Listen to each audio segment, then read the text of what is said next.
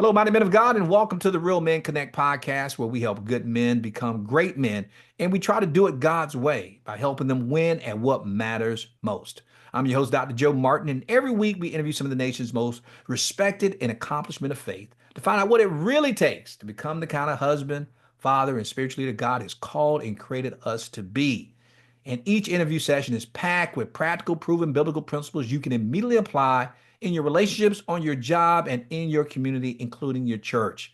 Guys, today we have with us a special guest, and his name is Dr. Greg Stewart. And Dr. Stewart is currently a full-time telehealth counselor, an executive coach, and a consultant. And Dr. Stewart has a bachelor's degree in organizational leadership, and he has master's degrees in Divinity and Counseling, as well as a PhD in Counselor Education and Supervision. And he has served as a pastor for 15 years in Portage, Michigan. And Dr. Stewart, I've been to Michigan quite a bit. I don't even know where that is, but you can kind of tell me, kind of put me on the map where Portage, Michigan is. But also, guys, not only did he serve as a pastor in Portage, Michigan, he was also an organizational development strategist working with dozens of organizations all across industries and coaching hundreds of executives. And Dr. Stewart is also the author of a book called I Cube. Matter of fact, two books. I Cube, the first one is Unlock the Inner Strength Behind Your Negative Emotions. And I Cube for couples, facing our negative emotions to build intimacy in marriage. And he lives in Rockwall, Texas. Guys, we invited Dr. Stewart on the show today to talk to us about his book and how we as men and as husbands can effectively confront our negative emotions while at the same time building intimacy in our marriage with our wives. So, Warrior Nation, please join me and welcome to the Real Men Connect podcast, author, counselor, coach, and consultant, Dr. Greg Stewart. Welcome to the show, Dr. Stewart. And thank you. Obviously, the pleasure and honor is mine. Great to be here. And hello, all you gentlemen out there. Look forward to having the conversation. And I'm excited about it because anytime, you don't get a lot of men always talking about emotions all the time and the Right. impact of it. So when you have an expert in the house like you talking about it, and if we can dig deep into it, I can't wait because not only will this bless our listeners, but I told you we have a brotherhood within our ministry called the Real Men 300. And for those guys out there listening, because I know they will be, this show is for you, for you. So you're not just hearing it from me, you're going to be hearing it from Dr. Greg Stewart about dealing with our negative emotions. But Dr. Stewart, this is a sidebar. I've been all over Michigan. Where is Portage, Michigan? You'll know it by, Kalamazoo, Michigan. I've been to Kalamazoo a couple of times. Just south, about 10 miles. Gotcha. Okay, that puts it on the map. I get it. Yeah. I Yeah. get it. Yeah. Now, Dr. Stewart, when we invite a guest to our show, we always ask them to share with us their favorite Bible verse, inspiration they receive from the Word of God. It could be a seasonal verse, an anchor verse, or a life verse for you. Given the fact of your background in dealing with counseling, I can't wait to hear what yours is and why. Yeah. Well, mine's more like closer to the ministry side of things, or maybe just the Christian walk, where it's Jeremiah 20, verse 9. Uh-huh. And it's been my life verse. It says, Jeremiah said, "Then I said, I'll not make mention of him, God, I'll not mention of him, nor speak any more in his name. But his word was in my heart like a burning fire, shut up in my bones. Yeah. I was weary of holding it back, and I could not." Oh, I love it. I love it. Now you got to tell me what inspired that to be your life verse, man. Honestly, just when I was doing devotions, I came across it, and obviously I struggle with like the first part, like I said, I'll not make mention of him, but it perfectly speaks to our own personal walks, that we are still human, we're still in the flesh, and we have that Romans 7 struggle of what I want to do, I do not do, what I hate, I do. So that's reality. But being a man of God, it was his word is in my bones. I cannot hold it back. I've got to speak it. No, I was telling you, when we bring guests on, I'm always asking them their favorite Bible verse, and I've never heard anybody repeat the same verse before. I never heard Right. anybody quote Jeremiah 29, but I know that verse, and I'm Yeah. always amazed. But I guess with there's so much scripture, I guess, but I always think, could you hear the same scriptures a lot in church? You think you'll hear it from the guests, they'll say the same verses, but For I sure. love hearing the what inspires a verse for a person, and that tells you how much hope we have in the Word of God. Now, Dr. Greg Stewart, I told you, I mentioned in your introduction that you were a pastor 15 Mhm. years. And now, was that a family thing that you were a generational pastor? Tell us a little bit about your home environment. What kind of home did you come up from, and what led you into becoming a pastor? Okay, so so there's another little town called Schoolcraft, so just south of Portage, so Kalamazoo, Portage, and then Schoolcraft. So in the back in the 70s, kind of dating myself, but back in the 70s, I went to junior church and became a Christian in junior church as a kid. My parents quit going to church, which meant I quit going to church. Mhm. Now, there's a very quick story that I always share, but I don't often add this part, which I'll add here in light of what you said, that the reason why my parents quit going to church is because my mom and dad just bought an old farmhouse, and my dad was taking a bath called the bathtub experience. He was taking a bath and he was called into the ministry by the Lord. And Okay. he said, Lord, just let me finish my house. And you know the Bible verses when somebody says, hey, Lord, I just bought a Yeah, I field got to do this. I got to do this. and right. And so that was my dad's mistake. And when he said that, he fell away from the Lord. So my Oh, parents were going to church, which meant I could go in. Then I did the very much party hardy teen years and then suffered the consequences from those years and then recommitted myself to Christ. Well, eventually, through going through churches, I landed back at the very same church I became a Christian as a kid, and all the same people were there. So it felt like home. And that's the church I eventually became a pastor at. hmm So when I recommitted my life to Christ, I was one of those deals of I had back in the day, they started the adult and continuing education programs at colleges for all the adults like us that had like 160 credit hours but no degree. So they offer like a one night a week for a year to get a bachelor's degree so you can get your bachelor's. So I was on the 9 year program, I like to say, for my bachelor's degree. Right. And I got it that what they offered was organizational leadership. So I didn't think much of it. Sure, let's get it because I wanted to get my bachelor's degree to get to seminary.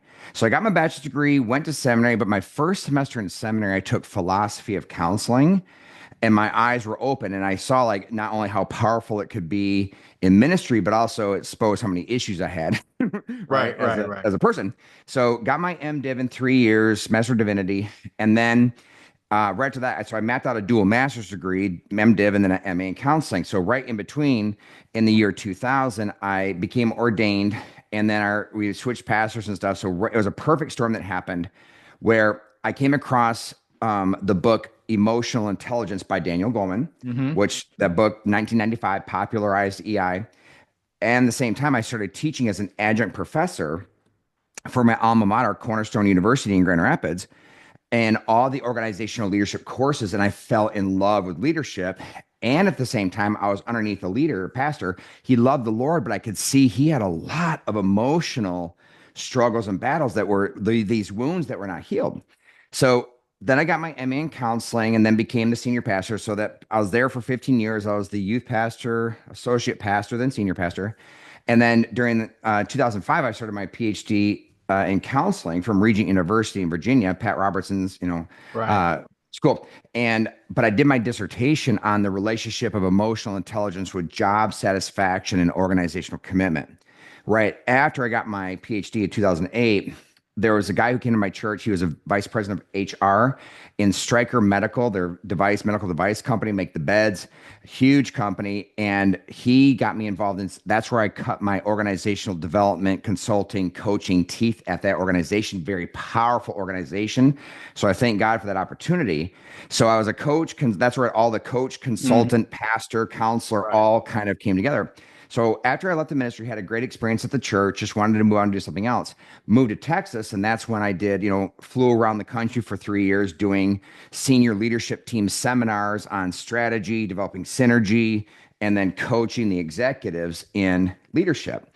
And then so that's kind of like what led to my career. But as it plays into the books, what was happening under the surface was like my marriage wasn't good. And while I was a pastor an executive pastor at a large African American charismatic church in town, hmm I end up having an emotional affair with a gal. We didn't do anything physically, but so I was a pastor and a marriage counselor, and that's what culminated and began the journey of me facing my own stuff Right. inside. I was Right. very successful, but I didn't deal with what was going on in the basement, which then led to the culmination in this book, in the couples book. Dr. Stewart, I tell you, and man, you shared a lot in that little, Mhm. and you gave us a great snapshot. And there's so many different directions I can go with that, but I do want to get into the topic itself. But I'm always intrigued with personal stories. Sure. And I remember when I was going through the information about you, knowing that you're going to be on our show, and I'm looking at your credentials, and I'm thinking, because I do this men's ministry, right? My background is in education, in higher education, and teaching and training educators. And I thought, God, you really want me work with men? I was like, I work Right. with teachers. And I realize now that I can use a lot of the things I learned in education, especially dealing with primarily women, because most women are educators when you're working with the school system. Typically going to be mostly women, and working with kids. So I'm working with dads and husbands who now have to deal with the women and the kids. Right. But I always felt that I'm like, wow, I wish I had more credentials or better background. But when I saw yours, I'm like, I can't think of a person who's more equipped and better qualified to be a men's ministry leader than a person who understands emotional intelligence, the counseling aspect of it, the pastoral side. In other words, I wish I had your credentials to be doing this. But at the same time, just hearing what you shared, but that didn't prevent you from having your own struggles in dealing with Very your own much so. stuff. And that's one reason why I ask guys to tell us about not just where they are, but how did they get there? Because I think a lot of times our listeners, we keep thinking that the person just showed up in that position.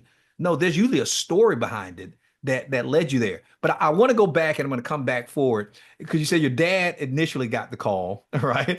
And then he kind of delayed. Well, I got to take care of this. I got to take care of that. As far as, did he ever accept the call to ministry, or did he just kind of? He did not. He now when I came back to Christ, I started even attending church. My parents came back, and they ever back in the early '90s, and from that point on, both my parents and were faithful followers of Christ to the day he passed away. But he never. I even like throughout the years challenged him. Said, Dad, it's not too late. It's not too late because you need it's God's calling on your life, right? Mhm. But there's a bunch of reasons. I mean, as a dad, I mean, I quickly say he was my number one cheerleader. Everybody loved Gary. He Mhm. was a phenomenal father, phenomenal human being, number one coach. But what that resulted in though, because I mean, obviously our sins have consequences of I couldn't follow him as a son and be mentored by him emotionally and Right, spiritually. right, right, That was right. a gap.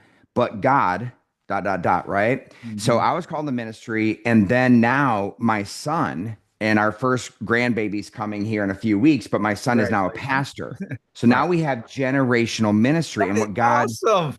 yeah, it's beautiful, beautiful. So every generation, obviously, our pastor was like, our ceiling is to be our children's floor, Right, right? right. So anyway, so praise God that my son's in the ministry. He's getting his master's in theology from Dallas Theological Seminary, and he's Lord willing will graduate this year. So Wow.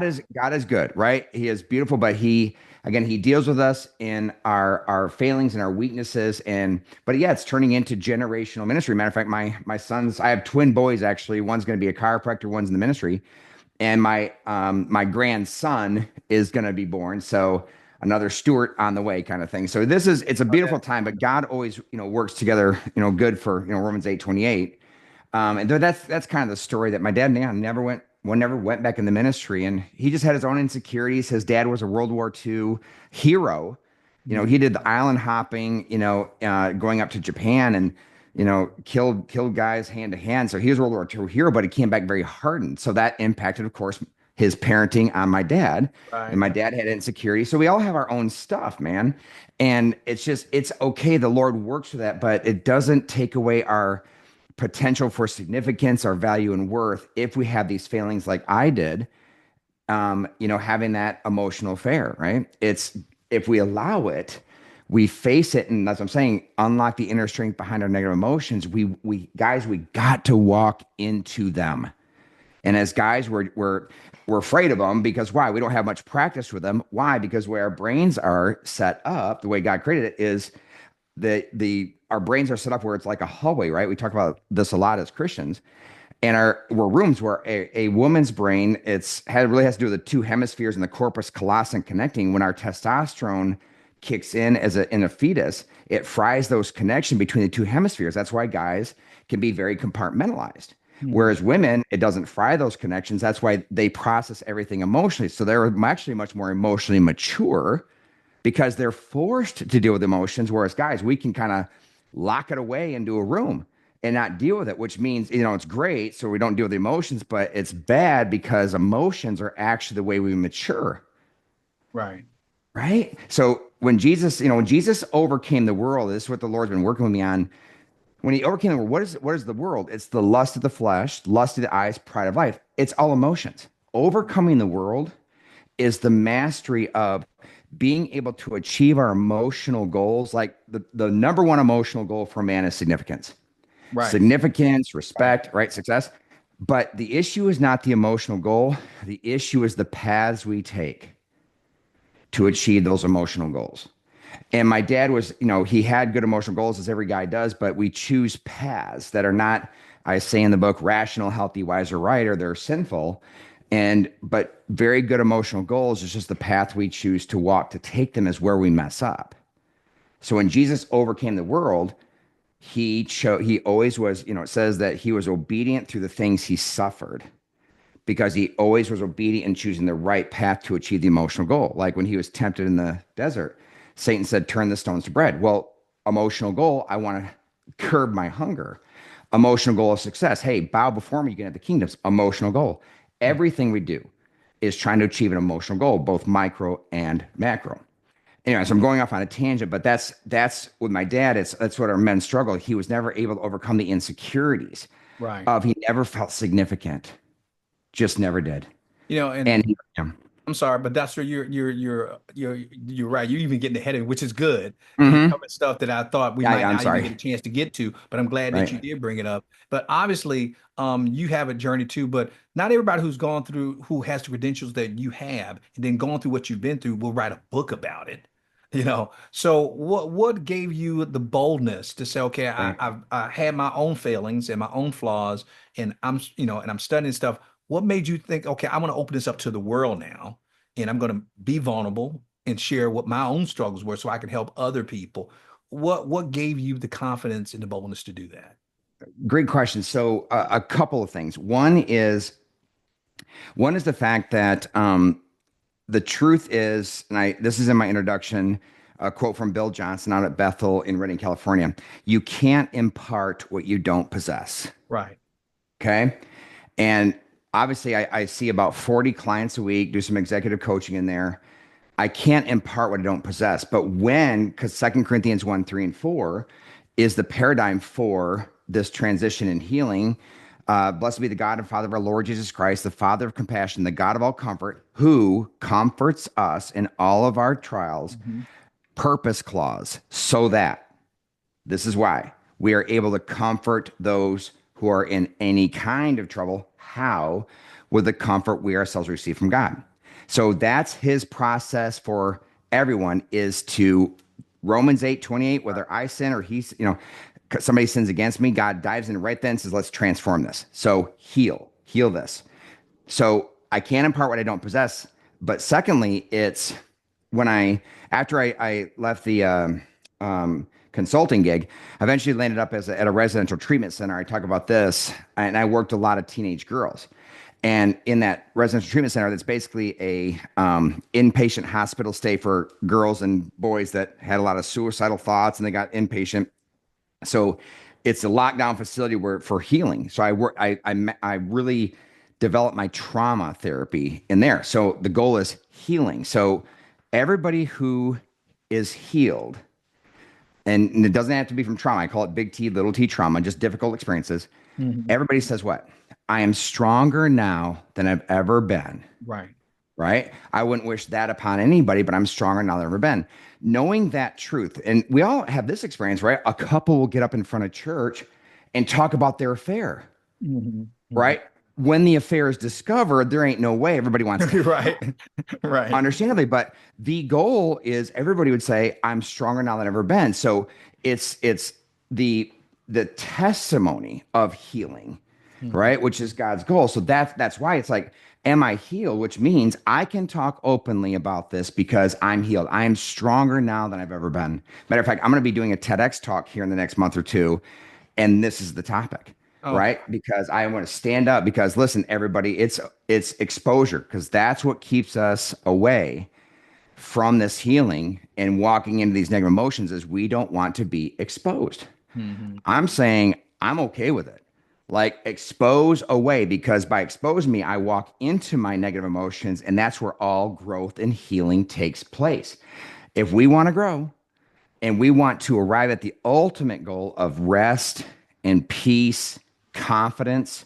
We have to walk right into those negative emotions. So that's why I wrote the book. Practically, because for equipping, of course, because of what I do for couples and individuals. But secondly, it's like everything you see in this book, I tell clients, everything in there came from Greg's journey. Right, right, I right. have to be able to own it because I can't impart what I don't possess.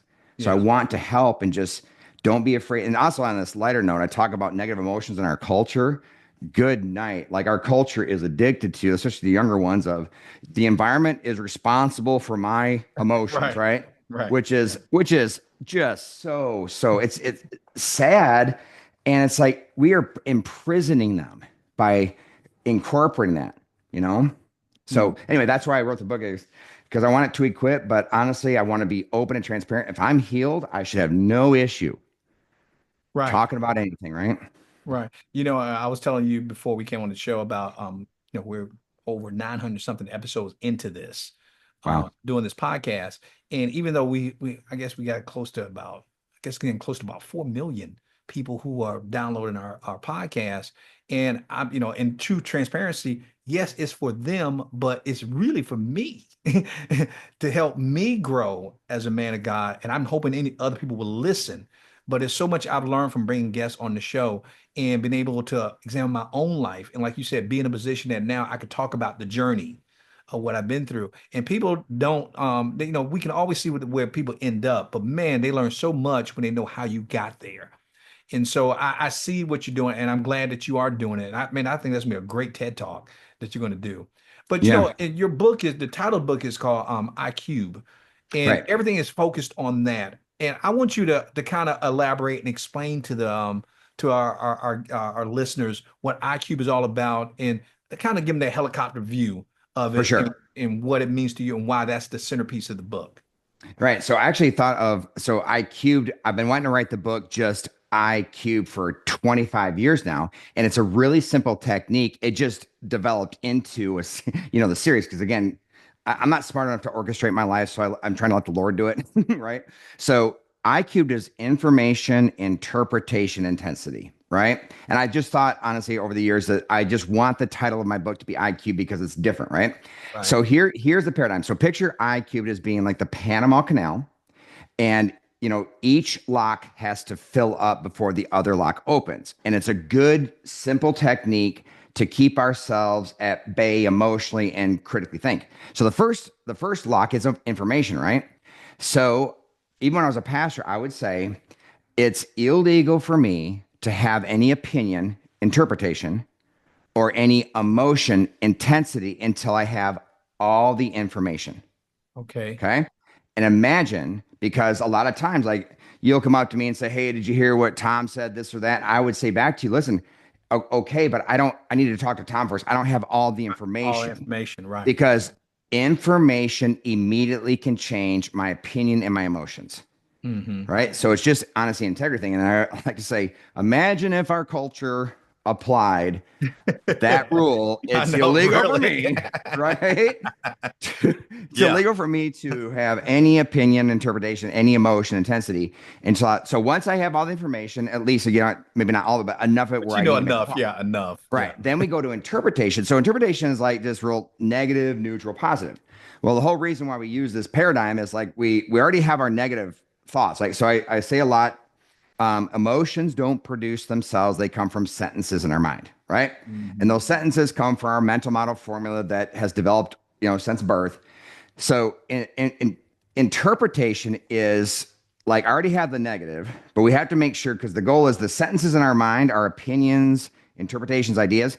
The first step is we've got to make sure that they are truthful. Hmm. Because if we believe lies, those lies will produce a lot of negative emotional energy. Because I say emotion is energy, Hmm. and that emotional energy can be way intense. So, in order to analyze it, so negative interpretation, but then the key thing is when it comes to critical thinking, is there any other way to interpret I like this that. information? Hmm. So it goes from subjective to objective, Hmm. right? And that is maturity. It's hold like here's information. I need to make sure I'm interpreting it correctly because my mental model does not contain, number one, all the information on how to interpret something. But secondly, my mental model has formulas that are messed up. Just assume my mental model formulas are messed up. So there's a negative neutral. Is there a neutral way of looking at it? More just objective, like, okay, well, it's not just negative, it's neutral. And then is there a positive way of looking at it? So basically you're stepping back and say there's many different interpretations that truth would have on this information, right? So, and what the thing is we have to get comfortable with outside of black and white is several truths coexist at once. In a sense, negative, neutral. So there's a negative way of looking at it, neutral, and they all are truth and they're all coexist. That naturally then opens up the third channel of intensity, which simply means emotional energy. The simple question is how much energy, because that's what emotion is. There's good emotional energy and negative. The good is quality of life, right? I'm trying to achieve quality of life, but negative emotional energy is not bad. There was stress in the garden. So negative emotion isn't bad. It's energy produced to solve a problem. Big deal. So on the intensity, how much on a scale of 1 to 10, how much energy do I need to solve this problem? Well, that's all based in the action response to address the information. So it's a really simple information interpretation intensity. So I cubed. I was a math major in my undergrad before I went into ministry. That's why. So I like the math field. And people say I3, which I understand, but it's I cubed information interpretation because they all play in together mathematically to arrive at the most effective conclusion. So I wrote I cubed the first book because I want to write that book for 25 years. And then I started like, wow, man, this same principle, because I was doing videos for social media, this same principle can apply to couples. And I wanted to be creative when it comes to my videos. So I just did IQ for couples. And I just kind of stumbled. And one day I was like, why don't I write an IQ for couples book? So I wasn't even planning on it. Right. Then one day I was at a seminar and I had some downtime and I literally wrote IQ for couples. 80% of it I wrote over about 4 days because I already had it in my brain, right? Right. So it just kind of led to IQ for couples. So what do you think was the challenge then of bridging the gap from individuals to couples? Because obviously you're a man and you came up with this and Right. you're working this all in your head and you're thinking like a man does. That's how we think. And when you to me this is fascinating when you're even when you're explaining it. But I'm thinking, okay, now you're going to branch that into couples, which means you're including the woman into this as well. For What were sure. the challenges of you bridging the gap so you can easily communicate that to women as well as men? Right. So my first chapter is about emotional goals. Okay. So everything we do is trying to achieve an emotional goal. So it was an easy, just having the topic of emotions, but the emotional goal for men, all the emotional goals are good. So the main emotional goal for men is significance, success, and respect. The Right. main emotional goal for women is security and safety. Right. Right. A lot of our wives will say, I'm sure we've all heard it, I'm not feeling very emotionally safe with you. And the guy goes, I have no clue what you just said. Right. Right. Right. Right. So when I start speaking in those terms and describing the emotional goal of safety and security, and I talk about the book, His Needs, Her Needs in there, but there are pathways that affection, intimate conversation, honesty and openness. That's from the book, financial support, family commitment. The main pathways a woman experiences to achieve security, right? The emotional goal of security. And when those paths are threatened, she becomes insecure, like affection or honesty and openness. That's why our wives are constantly asking us, tell me what you're feeling and tell me, right? Open up to me, right? And that's why any withholding of information and why any little lie is so emotional for them is because it threatens their security. So the negative emotions basically is, again, all emotional goals are good. We take all these different pathways to achieve the emotional goals. So first the analysis is, am I choosing a pathway that is rational, healthy, wise, and right? And that's a paradigm I use throughout the book. But so if we're choosing one, but then what happens when those pathways are blocked? That's where the negative emotion flares up. Insecurity, anxiety, fear, worry, Gotcha. anger, and depression is when our emotional goals are blocked. So Mhm. it's an easy time with couples because framing it for the guy, hey, this is why she uses this language and why she's experiencing this because her emotional goal of security is blocked. And there's like, oh, and same thing for the guy. So a guy, we're much more simple. Our goal of significance is number one, it's admiration. So men want to be admired and sexually desired by their wives. And then there, you know, the actual sexual experience is behind admiration. So when I work with men on sexual addictions, pornography or affairs or different things, it's not about the physical experience. It is about they want to feel like, honestly, you know, and I do know this, like, look at how pornography is made.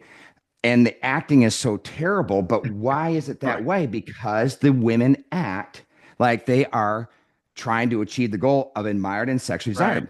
Right. And when it comes to significance, guys will say, well, what about their career? They want to feel significant through their career or significant through money. I'm like, even if that's the case, the icing, the fruit on the top is the expression of I'm a stud, come here, baby. Mm. It always goes to I am the most significant when a woman admires and Iris. sexually desires Yeah. me. So I Exactly. use Right. career success and my house and my cars to achieve that goal, Yeah. right?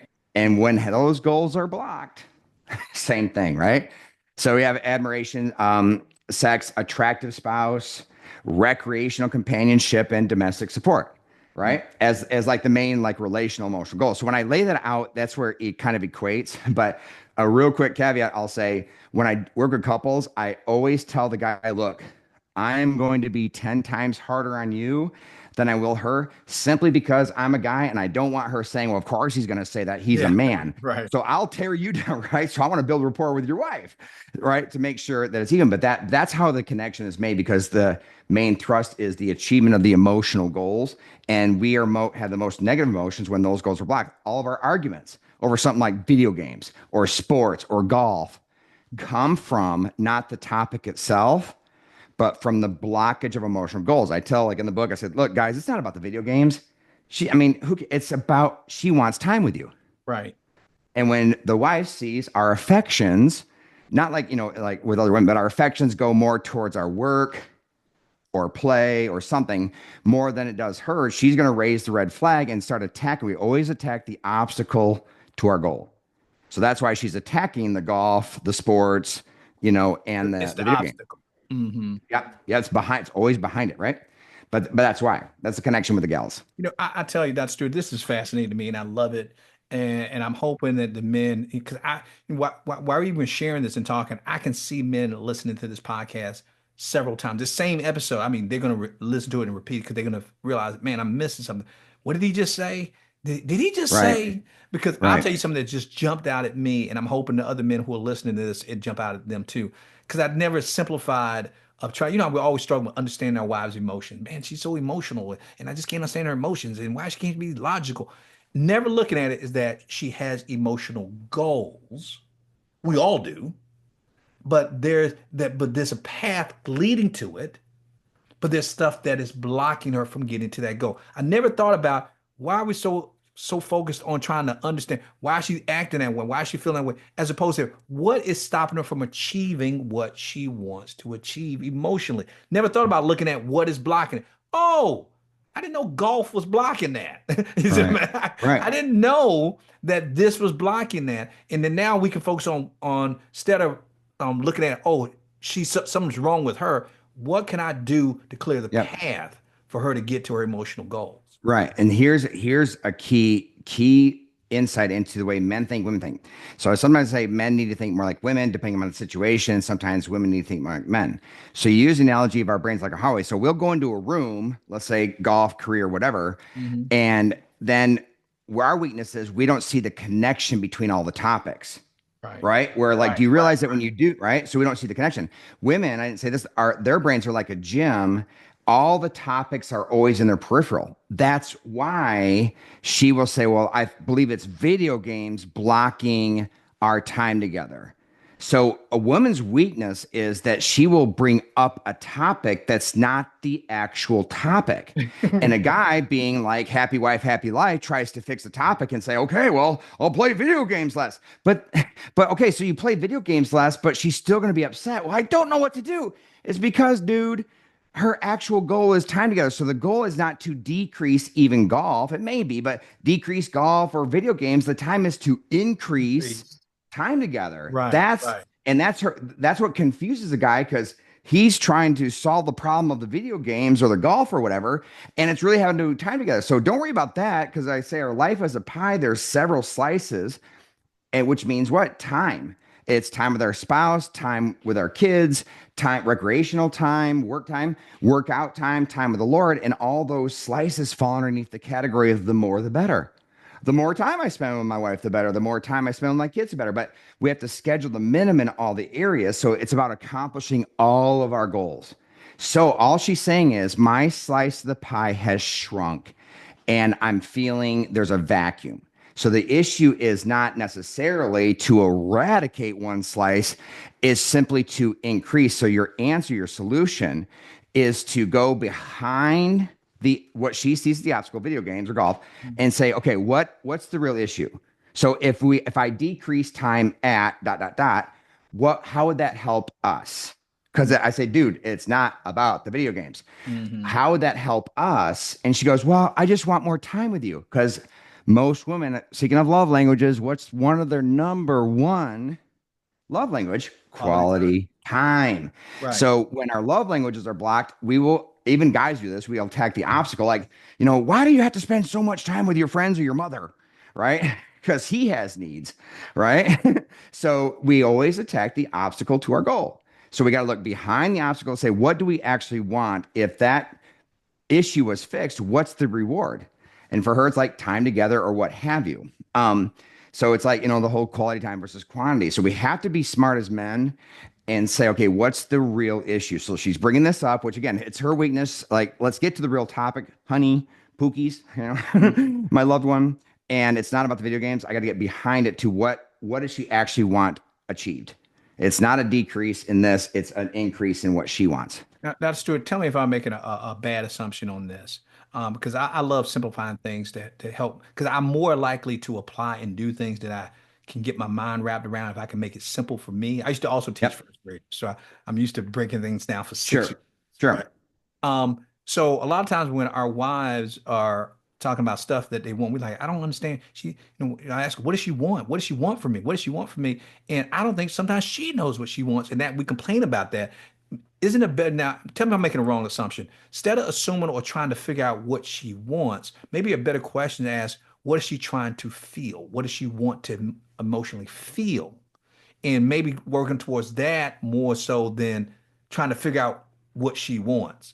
Because I don't think when it comes down to, I think when we're asking about what she wants to feel, I don't think it's that complicated when it comes to what No. they want to feel. But when it comes to what they want, I'm like, my God, it seems like you want everything. You know what I mean? Is Right. it this? Is that? So am I making the wrong assumption of trying to simplify to say, okay, maybe I should be focusing more on what she wants to feel. Ultimately, what's her goal that she wants to feel? And then Yep. operating from that standpoint of now being a more loving husband. Yeah. So yeah, for sure. I say, okay, so clearly define the emotional goal, like the feeling that is trying to happen. And because there are multiple pathways to that emotional goal. Now, so when the guy says, okay, I think she wants to feel this, but then it still gets confusing because it's simple in the sense of we have, let's say, our relationship versus not our relationship. So number one, guys, we need to separate the topic because a lot of guys, when a wife will come up, she'll vent about whatever that's not related to us. Right. And we're sitting there beating our heads trying to solve that problem. And the goal is not the solving of the problem, gents. The goal is the relationship of processing it together. So I have a couple techniques of don't try and fix anything, just paraphrase what she's saying, ask questions. Mm-hmm. Depends on the topic. So if it's a topic that has nothing to do with you guys, it's about the experience of that. And I know that drives us crazy, but we need to grow up. And it's about the relationship of her processing emotions with us. And it's not about us anyway. We don't have to fix anything. When it is about us, it is simple because it is about every relationship, even, for us guys too, every relationship on earth ever is about safety and pursuit. Mm-hmm. Okay. So she wants to feel safe, and more on if she feels pursued, secure, she feels safe. So I Right. say, look, guys, I say this to men and women. If you want to, your goal is for your wife to say, so I say this, your goal is for your wife to say, oh my gosh, I've never been loved like this before. Right. And I say to couples, it is illegal to have one complaint about your spouse until you get them to that point. So take the focus off your unmet needs, get your spouse to the point of saying, I've never been in love like this before. So how do we do that with wives? Simple. Guys, One, Google 100 ways to show your gal you love her. It's all over the internet. There's a million Right. ideas. Number two, guys, do the his needs, her needs, right? Make sure that's done in pursuing her. And number three is make a list of, again, Google this, 10 to 15 ideas underneath her love languages of quality time or gifts or acts of service. And then you just simply knock them off. Check, we're good at task lists. So 100 ways. And then it's about consistency Right. in doing very, very small tasks. You do that, right? She will feel pursued. Then we have to have the conversations, which I won't get into, but there has to be time to talk, which solving problems and such, which I call scheduling the minimum again. But that's it. It's like the pursuit and the safety. And the safety happens through the security of working through the issues. Because we hate the issues. They actually feel closer after we work through them. And we want to crawl up in a ball. At the same time, you're making it plain for us to see. But at the same time, my heart goes out to men because I know it feels like a lot. And say, wow. And in addition to that, I got to do all of that, Dr. Stewart, and I got to work and I got to provide and got to do all this other stuff. And I think the reason why we think it's so overwhelming, it can be so challenging and difficult because we weren't shown how to do it from a For younger sure. age. And this goes back to how we were raised that no, a lot of times we didn't have our dads with us there, or our dads weren't equipped to teach us how to do it, or we didn't have that mentor, that Paul type showing us how to do it. So we're now learning on the fly, and we're realizing Right. that, man, we're so far behind emotionally when it comes to relating to our wives. But the thing is, you got to start somewhere. Yeah. And my thing is taking one piece at a time. That's why I think a book like yours could help us Yeah. at least start in that process. And Dr. Stewart, I got so many other questions that I know I'm not going to have a chance to get to, but I wanted to you to share with us because you've given us a lot of practical stuff, and I Yeah. Yeah. like practicality. Um, how can we know if we're processing our emotions in a healthy way? I want to get personal now. We're talking about our wives now, but I'm talking about for us when we're struggling with different emotions like anger, fear, and worry and anxiety and shame and guilt and all this other stuff. How can we know if we're doing it in a healthy way? In other words, if there's a way to differentiate in us processing and suppressing our emotions in healthy ways, what ways should we Right. look to identify? All right. So great question. And as simply as I can say is this. So the analogy I use is for both books is, kind of picture a house behind us, right? Not our house, but it's the house of our heart, emotions, all that stuff. We're on the front lawn, front yard, and we're looking at all of the things standing in our front yard that are triggering us. It could be work, our spouse, whatever it is. Hmm. Every human being, when we have negative emotions, we burn all this emotional energy processing how they hurt us, offended us, whatever. But the issue is with that is we're by definition saying the solution to my negative emotions rests in them changing. We're history now. So what we have to first do, there might be something legitimate we have to address, but the step we have to, again, we have to turn around and walk into the front door of the house of our heart and ask ourselves a question or make the statement, all negative emotions are exposing something in me. Hmm. Hmm. Okay. So I say that we stay away from processing them first. You must go in and figure out what's being exposed in you, because the emotional energy we carry on any topic, if we just dumped it on the person, which we do, it causes damage. We can't do that. Hmm. Once we figure out what's being exposed to me, and I actually went through this process where I would not let myself off the hook. I said, what's being exposed? What's being exposed? And after this, I wouldn't let myself off the hook. I eventually came to envy. I was like, oh my gosh, I have envy. Oh, that's one of those sins that we don't think we have. But man, if you don't let yourself off the hook and keep asking what's being exposed, you'll come to like, this is what I'm afraid of. So I just say what you figure out being exposed. I have an emotional goal. What do I want? What do I want to feel? So Right. figure out what you want to feel, like label it. Like, what is it you wanted to feel that situation, that person kept you from feeling? So a lot of times our wives will tell us how we need to change, and then we feel like we're being attacked and, you know, we're being attacked and like there's our emotional goal of significance is being blocked. And I always say start there, some synonym of significance. So that's one. Just figure out what's being exposed, what emotional goal of yours is being blocked. Hmm. That is step number one. And then Realize, because again, delete the lies, because there's lots of lies we feel, right? So I talk about like on the surface is the emotions I work through in my first book is, insecurity, right? That's a big one. So the Right. first room when we walk in the house is insecurity. And then the other emotions throughout the house, insecurity, anxiety, fear, worry, anger, depression. I have techniques for how to deal with them. But the first one, a lot of times that we need to deal with, guys, is insecurity. Because why? In that room, insecurity is simply somebody is pointing out a truth about us that we don't want exposed. So we get defensive.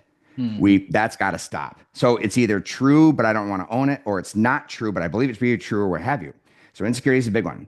The goal is to have zero insecurities, and it's possible. Now, the doorway off that room goes into the basement. In the basement is the machine of identity, value, and worth. Okay. So what's that about?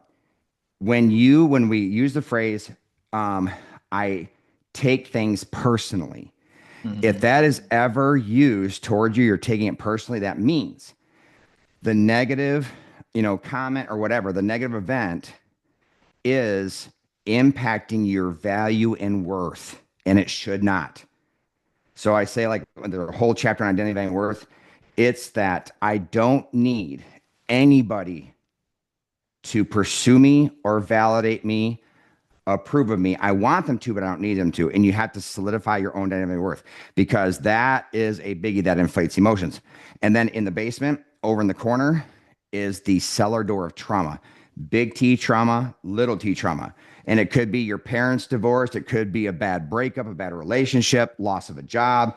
I was laid off, several years ago. Man, if you've never been laid off, that's a great experience, right? You want to talk about impact on significance, right? So it's those things. So the daily emotion, but guys need to walk into and figure out the identity and worth and big T, little T trauma. That's it. So just simply an emotional goal of mine is being blocked. What is it? Mm-hmm. But is there something deeper I need to address? And which takes time. Yeah, and a lot of times I start, and this is fascinating. I love it. And it makes a lot of sense. I'm learning more about dealing with emotions just in this interview than I have in a lot of years that I've studied it, because the way you've broken it down. And I'm hoping that the men are getting what I'm getting out of it. But I want to ask you this question, because I liked how you said with the house and everything, you're identifying. There's a lot of things we see there. Okay, I'm feeling this. Yep. But I don't like this feeling. Like you said, we got to be asking ourselves and questioning ourselves, what do I want to feel? And I like how you're talking about deleting the insecurities, because if shoot, I might even just start making a list. What are some of the things I'm insecure about? And start, like you said, to reduce or eliminate as many as you possibly can, which kind of opens up that pathway so you're moving some of those obstacles. But I wanted to ask you this though. How can we be more self-aware of triggers we don't know about? Sometimes it's like emotions can sneak up on us. We're having a good time with our mate or with somebody else, our kids, and then they do something and we overreact. And we realize, and then after we process it later, say, wow, I was triggered. I didn't even know that trigger existed. Is there ways that we can become more self-aware of the trigger so we can now have a pre-plan on how we're going to deal with it Yeah. once it takes place? Yeah, for sure. So the reactive, proactive. Reactive would be that, because it'll happen naturally. When you experience a negative emotion, double click on it, go deep. But the proactive way literally it has to do with the identity and worth. So when I ask, like, what is your identity? I'm not talking about the sexual junk. I'm saying, what's your Right. identity? You're going to like, okay, well, and you're going to start listing facts about yourself. Mhm. Okay. So I have this paradigm of list the facts about yourself, which, contains the categories of your roles. I'm a father, I'm a husband, your roles, accomplishments, attributes, physical, personality. So you list everything how I would describe myself. But when we pull in value and worth, it's does this fact about me increase my value and worth, decrease it, or not impact it, right? Right. Okay. So we won't get into details, but when you list the facts about yourself, what you'll find is obviously your value and worth, which is the emotional goal. You want to feel like increases your value and worth, even when you're rolled, like as a dad. So you get triggered because ultimately, I say every time we get angry, anger is a result of two block goals. The tangible goal, my kid did or didn't do this, but the emotional goal. What's the emotional goal, guys? I want to feel significance that I am the master of my house. My kids I'm obey. respected. I'm Yeah. respect, right? And I often tease like people. It's like you you disrespected me. I said, why are you giving them your respect? That's your issue, right? So the issue isn't what they think of you. Here, listen to this, guys. The issue is not what other people think of you. The issue is what you think of you. Think of you. Yeah, Got to absolutely. start there, right? So as a dad, as whatever, so we get upset and inflated because this event, this child, this person, whoever is blocking our emotional goal of significance as a father, Hmm. as in my job, or as a husband. So we want to feel significant in those. And when somebody doesn't adhere to our expectations of how they interact with us, that's what inflates us. So that's the proactive way, is list all the facts about you. Again, there's a lot there, personality and all that other jazz. And then how do you, what's your value and worth? It's you, what you think of you. And then what you do is like create a strategy of developing all those areas. This is actually what takes away, annihilates insecurity. So if I list all the facts and I do increase, decrease, and so on, and then I create a strategy how to improve them, when somebody comes along and points out a weakness, I'm Hmm. like, oh yeah, I have that listed here. Right, Here's right, my strategy. So there's no more insecurity. Like right, I don't right. feel exposed because I'm exposing myself. Yeah, That annihilates insecurity, guys, is when you just say this, this decreases my value and worth, this fact about me. So what am I going to do about it? Right. And then you create a strategy. And I'll say real quick, there's physical attributes like, I talk about in the book where the teenage girls, gave them permission to rip on me. And they said, Dr. Greg, you have a big nose, your hair is thinning, you have a dad bod, and you're so ADHD extra. Well, that's those things I can't change. I said, girls absolutely own it. All right. Now what? And they went, I don't know, nothing. Right. So even if it's something we can't change, we just have to accept it. We're fearfully and wonderfully made kind of thing. But most of the stuff we can change and improve. But once we have a detailed strategy for improving the things we can improve, we don't care if somebody points it out because we already right. pointed it out ourselves. And we have a strategy to fix it. And then when we talk about the strategy, they're actually like, wow, we increase our influence in their lives. Yeah, you're absolutely right, Dr. Stewart. And I look back, and when I went through the most trying time for me, I had to go through a divorce. And when your family falls apart and you have kids involved, especially if they're young, they don't understand everything that's going on. But as they get older, you got to talk to them about this stuff. And it was funny because, of course, I'm feeling bad because I ruined the marriage. It was Yep. primarily my fault. But I have a son who's looking up to me, and I got to talk to him about it. And I'm already feeling some kind of way, but I knew that I was going to be open and honest with him about it. And like you said, self-exposure. Own it. Yeah, Yep. and I owned it. That by the time his mom said, "But did your dad tell you that he did this?" Because my son was just crazy about me. She's like, "Oh, he thinks he's this, but does he know he destroyed the family? He did all this other stuff." And every time she would go to my son and bring up something I did, she'd say, "Oh, your dad told me about that." Right. And but I didn't take it personal because I'm like, we've already exposed that. So you're Right. right. And I never connected to what you just said. And I thought, wow, Yep. that's why a lot of stuff doesn't affect me because I've already Exposed it. self-exposed it. And now I Right. can deal with it when people bring it Right. up. So But you I mean, I think expose it that's a because great strategy, man. Oh, that's yeah, you awesome. expose it because you own it. And this is a key thing, we won't have time, but in 2 Corinthians 7, between worldly sorrow and godly sorrow, this is huge for men. A lot of times men will have worldly sorrow, which is guilt and shame, and we camp there. And if we camp there, we're taking the line of Judas, and worldly sorrow leads to death, which is separation. Right. We've got to go to repentance, which Yeah. means I will do whatever it takes to make it right. And a major reason is that when we create a strategy, we're simply saying, I repent, which means I will do what it takes to make this right, to rebuild my reputation, my integrity, whatever it is. Because I mean, after my emotional affair, my marriage didn't survive either. So I went through a divorce. Right. And for 10 years, I did a deep dive into all this stuff. But once I did the strategy, and I say I'm stronger now than I've ever been, it's like a healed broken bone, right? So after the bone breaks, it heals. There's more bone around the break to where Hmm. it's nearly impossible. It's actually stronger after the break and the healing than it Yes. was before. That's where he said that.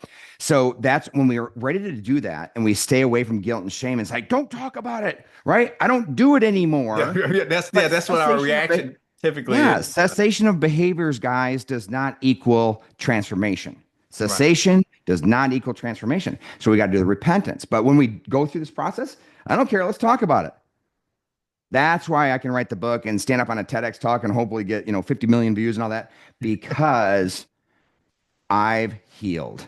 Right. And now let me, please, by the grace of God, this is his pathway for us. Let me help you heal too. right? I want to impart this because but we have to pick up, instead of picking up the microscope, looking at everybody else, we got to pick up the mirror and start the journey. I tell you, Dr. Stewart, I know that God sent you here and you were supposed to be on this show. And because I wasn't going to even mention before, but now you did it a second time. I'm like, I said, people think I'm crazy. You had talked about, and I asked you about why are you doing this, Yep. after going through what you've been through. And you talked about what Paul wrote about how we are supposed to comfort those inflicted, because we've been afflicted, we're supposed to comfort those who are being afflicted. That was yesterday, that was my quiet time study, was Oh, on wow. that particular Wow. passage. I'm Yep. like, what are the chances that I just read? That's what I studied yesterday, and you bring it up of why you do this. And then I said, okay, I'm not gonna say anything. I see the God wink in that. I said, God, that's Right. that's For that's sure. weird. Like that he's talking about that same passage. But then you just said something about godly sorrow. That was my Bible memory verse this morning. About Ah, godly sorrow brings yep. repentance that Right. leads to It's to salvation. salvation. Yep. This leads to salvation, but worldly sorrow leads to death.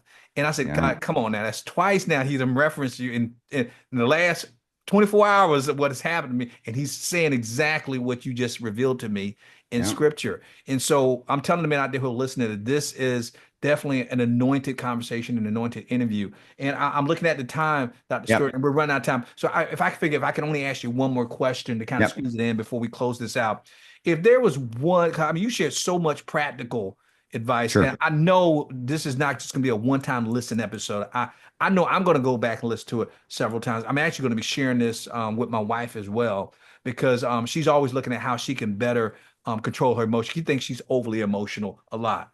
But I think this might actually bless her to think, wait a minute, nothing wrong with me. I'm just, this is what I'm trying to do. It's So I think right. it might help her understand herself better, and definitely we got to get your book too as well for the guys out there listening. They got to get a copy of your book. But if I had one more, here's my last. If I can ask you one more question, if there was one piece of advice that you can give to our listeners about handling negative emotions better, what would you tell them?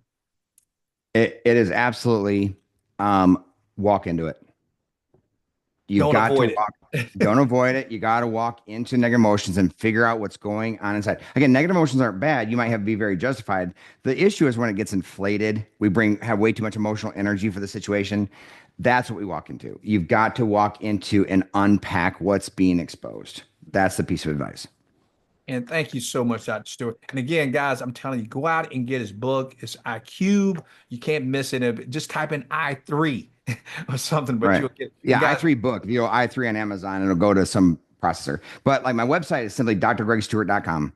Everything's there. drgregstewart.com. And guys, what we're gonna do, we're gonna put all of Dr. Stewart's information and contact information in the show notes so you guys can get a hold of them. But guys, join me in thanking Dr. Stewart for joining us today, for being so gracious with his time. Thank you so much. I really appreciate it, Dr. My Stewart. honor, sir, and thank you. And guys, if you're out there listening, if you like today's show, please do us a favor. I know you have to like the show because it's blessed me, so I know it's going to bless you as well. If you haven't already, subscribe to the podcast so you don't miss any future episodes that we release, because we release an episode every Monday and Wednesday. But more importantly, take about 30 seconds and share this podcast episode with a friend or family member you know, love, and care about, who you know is struggling with emotions. And a lot of times having conflict with the people they love the most, because it's the easiest way to bless them and the best way to help us get this program in the hands, ears, and hearts of men just like you. Who knows? The episode you share could be an answer to some man's prayer. So please don't keep it a secret. Hit that share button and bless someone today. There's a reason why you guys have us as a top rated podcast on Apple Podcasts for Christian men, because you believe sharing is caring. So until next time, I'm Joe Martin, your man builder with Real Men Connect, reminding you that we are men by birth, but we are men by birth, but we are. Yeah, let me say that again. Guys, reminding you that we are males by birth, but we are men by choice. So each and every day, choose to be the man that God has called and created you to be, because a male is a terrible, terrible thing to waste. So until Nice. next time, guys, be blessed, be encouraged, stay connected, because real men do connect, but most importantly, stay in God's grip, and we'll talk to you soon. Take care.